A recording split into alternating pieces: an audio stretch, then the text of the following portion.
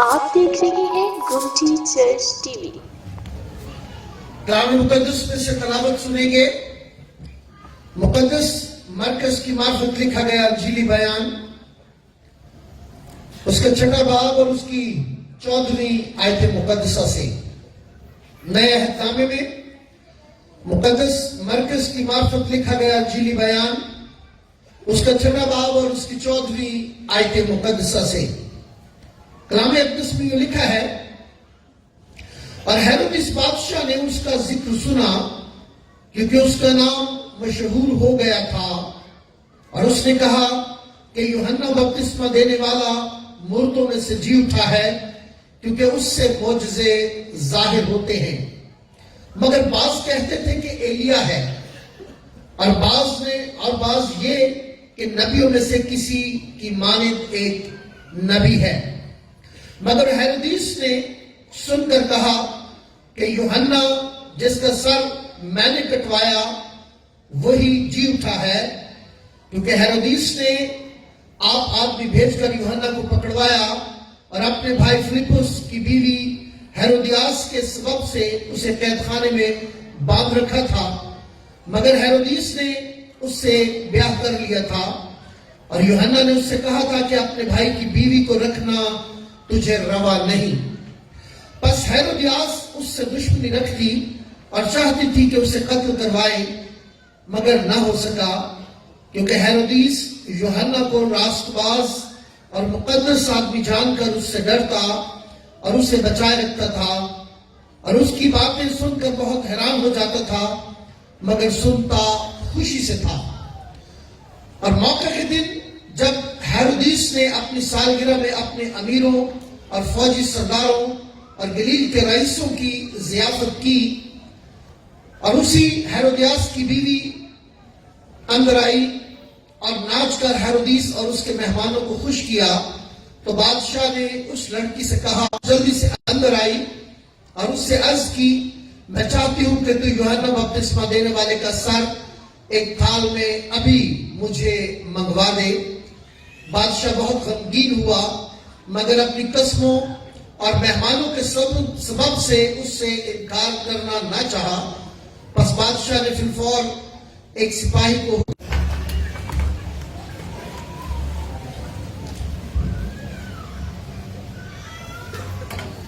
میں اس قلعے میں گیا ہوں، اس محل میں گیا ہوں جہاں پر یوحنا کو قید کیا گیا۔ وہ بس دور کھڑی ہو جاتی ہے، اپنی بھاوج کے ساتھ بیاہ کر لیا، وہ گھر میں ہے، اور اس وجہ سے وہ بادشاہ اس کی مخالفت کرتا ہے، اور بادشاہ اسے پکڑ کے جیل میں ڈال دیتا ہے، اور جیل اس کے گھر میں ہے۔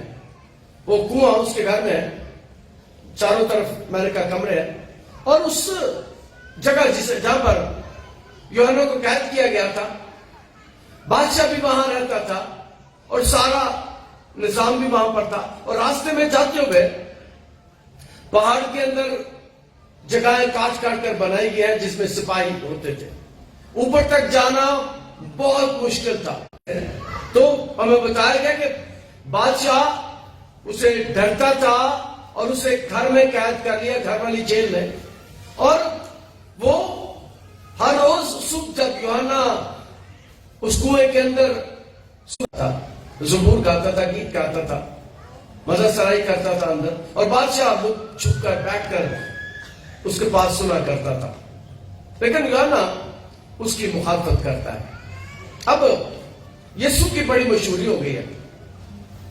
یوحنا یسوع سے 6 ماہ بڑا تھا عمر میں، یوحنا یسوع کا کزن تھا اور 6 ماہ عمر میں بڑا تھا۔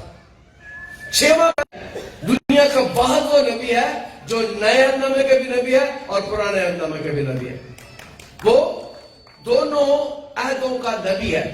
یسوع سے 6 ماہ آیا پہلے، اس لیے وہ پرانے عہد نامے میں بھی تھا۔ یسوع کے ساتھ بھی رہا، اس لیے نئے عہد نامے میں بھی ہے۔ یسوع کو انٹروڈیوس کروانے والا ہے۔ اور یوحنا بڑا سادہ آدمی تھا۔ اس جنگل میں بھی میں گیا ہوں جہاں پر یوحنا رہتا تھا، اور دریائے یردن کے پاس وہ علاقہ تھا، جہاں پر یوحنا رہتا تھا وہ جنگل آج بھی ہے، اور جنگل میں آج بھی درخت ہے. یوحنا ٹڈیاں کھاتا تھا، شہد کھاتا تھا، جنگل میں رہتا تھا، اور وہاں پر کچھ چرچز بھی چھوٹے چھوٹے بنے ہوئے ہیں. اور یوحنا ہیرودس بادشاہ نے اس کا ذکر سنا کیونکہ اس کا نام مشہور ہو گیا تھا، اور اس نے کہا کہ یوحنا بپتسمہ دینے والا مردوں میں سے جی اٹھا ہے. اب دوسری بات یہ ہے کہ یسوع کا نام بڑا مشہور ہو گیا. یوحنا بھی مشہور تھا. یوحنا اس وجہ سے مشہور تھا کہ وہ بادشاہ کی مخالفت کرتا تھا. یاد رکھیں، خدا کے لوگ لوگوں سے نہیں ڈرتے، صرف خدا سے ڈرتے ہیں. خدا کے لوگ بادشاہ سے نہیں ڈرتے، وہ صرف خدا سے ڈرتے ہیں. مجھے یاد ہے کہ یہاں پر بھی بڑے گن مین آیا کرتے تھے. میں کھڑا ہو کے کہا تھا، میں نے گولی مارو پھر اتنے قبضہ ہوئے گا. پھر وہ یہاں سے چلے گئے. کئی لوگ آتے تھے یہاں پر اس جگہ پر قبضہ کرنے کے لیے. میں کہتا تھا نہیں، یہاں پر قبضہ نہیں کر سکتے، یہاں پر قبضہ کرنے سے پہلے آپ کو مجھے مارنا پڑے گا.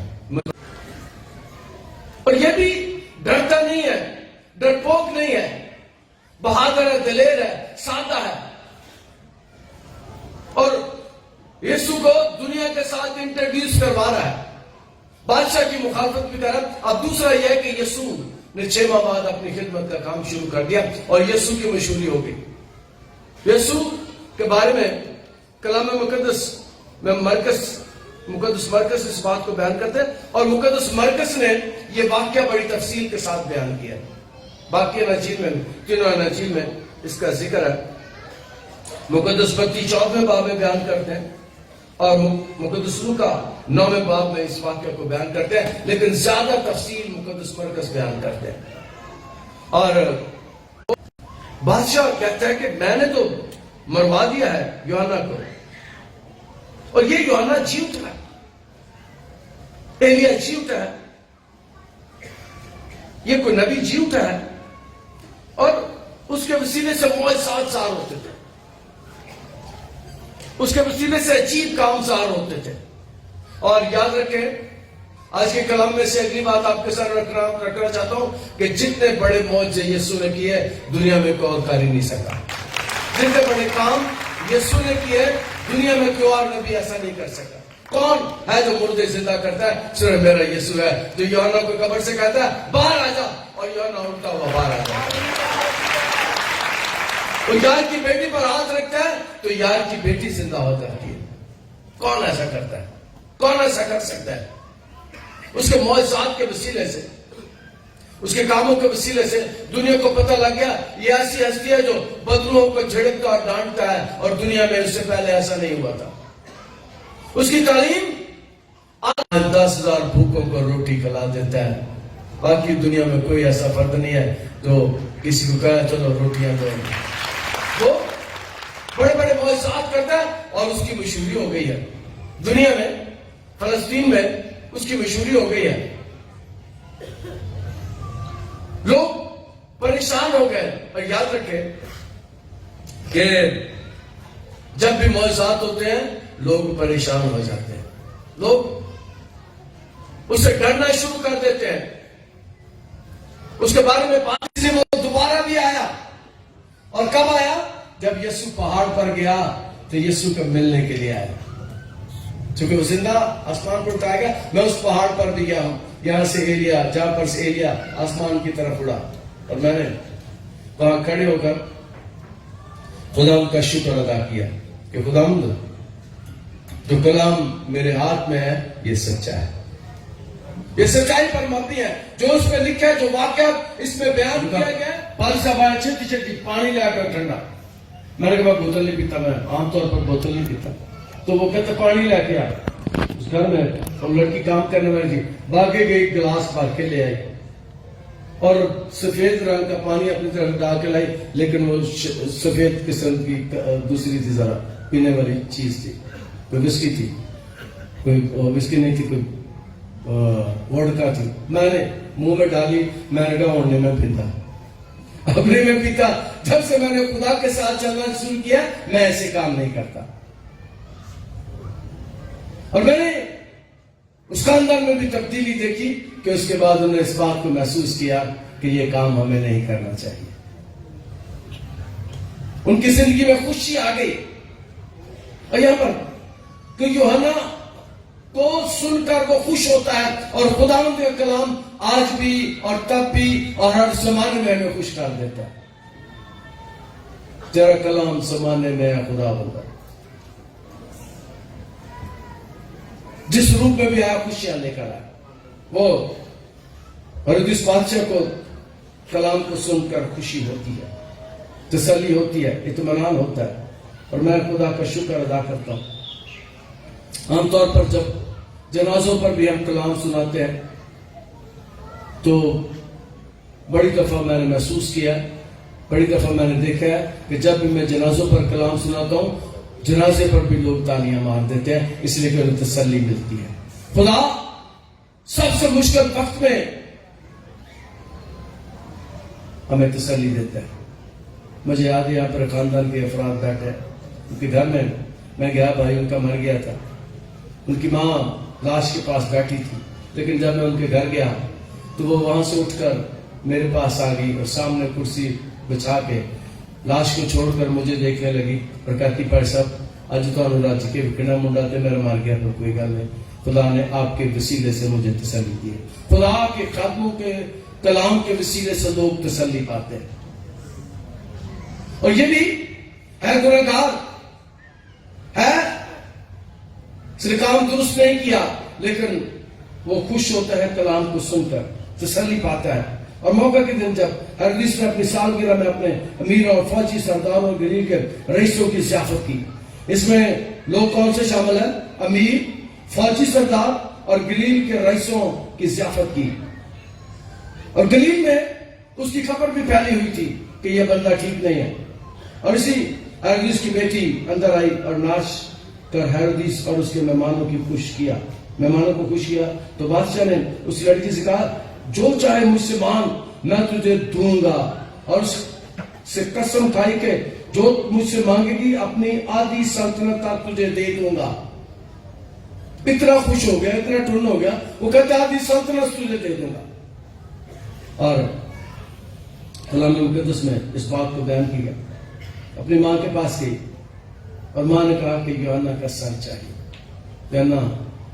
माँ यूहन्ना का सर मांगती है, कहती है जा बादशाह के पास। और बादशाह फंस जाता है और यूहन्ना का सर, वो चूंकि घर में ही जेल थी, वो सिपाहियों को भेजता है कि जाके यूहन्ना का सर कलम करके ले आओ। और सिपाही नीचे जाते हैं और यूहन्ना का सर कलम करके उसके पास ले आते हैं, थाल में रखकर। यूहन्ना बपतिस्मा देने वाले का सर एक थाल में भी मुझे मंगवा दे। बादशाह बहुत गमगीन हुआ, मगर अपनी कसमों और मेहमानों के सबब से उसने इनकार ना करना चाहा। नहीं, जो बात उसने की थी उसका इनकार नहीं करना चाहा। याद रखें कि सच्चाई के वसीले से हमें दुख भी उठाने पड़ते हैं, मुसीबतों में से गुजरना पड़ता है। लेकिन यूहन्ना का सर उसने कुटवा दिया। लेकिन अगली बात यह है कि यूहन्ना उसके बाद भी जिंदा था। जिस्मानी तौर पर तो मार दिया, लेकिन यूहन्ना रूहानी तौर पर जिंदा था। खुदा की हुजूरी में उसके साथ वो जिंदा है। बस बादशाह ने फिर एक सिपाही को हुक्म देकर भेजा कि उसका सर लाए। उसने जाकर कैद खाने में उसका सर काटा और एक थाल में लाकर लड़की को दिया, और लड़की ने अपनी मां को दिया। पर उसके शागिर्द सुनकर आए और उसकी लाश को उठाकर कब्र में रखा। हमें यूहन्ना की मौत का वाकया यहाँ पर नजर आता है। और दूसरा वाकया में नजर आता है कि यीशु की मशहूरी हो गई। यीशु फलस्तीन के मुल्क में गलील सूबा में उसकी बड़ी मशहूरी है। उसके कामों के वसीले से, उसके मौजज़ात के वसीले से खुदा यीशु के वसीले से बड़े बड़े काम करते हैं, बड़े बड़े मौजज़ात करते हैं, बड़ी बड़ी तालीम की बातें कलीसिया को बताता है, बहुत सी तालीम की बातें लोगों को बताता है।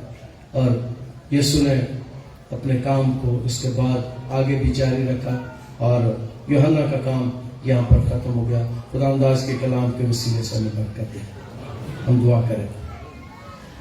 عزیز اور پیارے آسمانی خدا تیرا شکر، تیری تعریف تیرے کلام کے لیے جو ہمارے قدموں کے لیے چراغ اور راہ کے لیے روشنی۔ آج کے کلام کے وسیلے سے ہمیں بڑی برکت عطا کر، یسوع مسیح ناصری کے نام سے آمین۔ آپ دیکھ رہے ہیں گمٹی چرچ ٹی وی۔